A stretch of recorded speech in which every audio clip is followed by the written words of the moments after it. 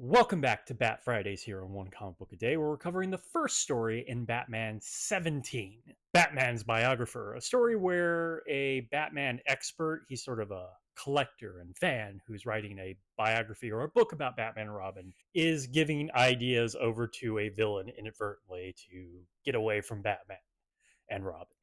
Sure said Batman a lot in that sentence.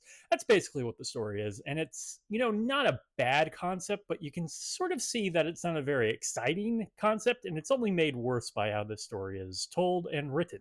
Because it's more focused on the biographer, the antagonist, the villain, the conjurer, who feels like a villain specifically written as fill in villain here and was added later.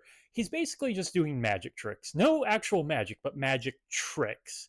Usually firework based, but he's not overtly in the story a lot. It's more focused on the biographer at times. And even when he is, this comic, and it's really the bigger problem of this story to salvage anything from it, it's overwritten. Like wall to wall text in a comic book story, a medium that is visual. There are several times where there's just so much in the dialogue bubbles that the art is squeezed into a corner, barely in there, almost like the panel itself just wanted to be a whole bunch of words.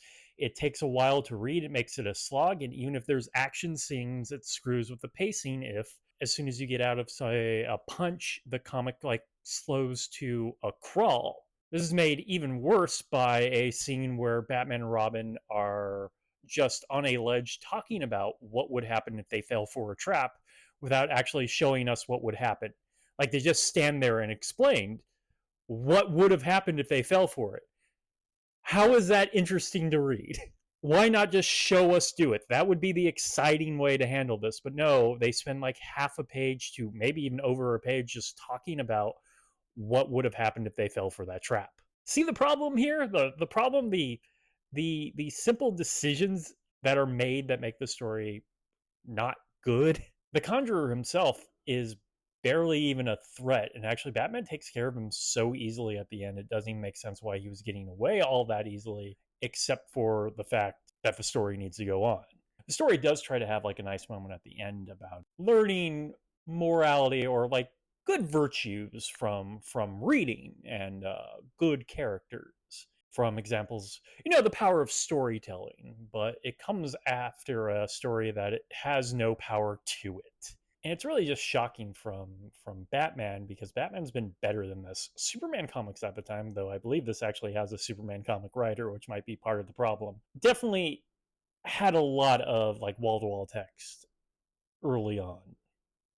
And still do sometimes. It's very hard for a writer not to overwrite, especially if you don't know what the artist is going to be doing. When learning the medium at the beginning of comics, it was really it was extremely bad. So that is it from Batman 17, Batman's Biographer. If you enjoyed this video, please like and subscribe, hit the bell icon to get notifications when new video goes up. I do this Monday through Friday, but Mondays and Thursdays I cover Superman in either Superman comics or Superboy comics now. And please join us next time, same Bat Day, same comic book channel. Have a great day.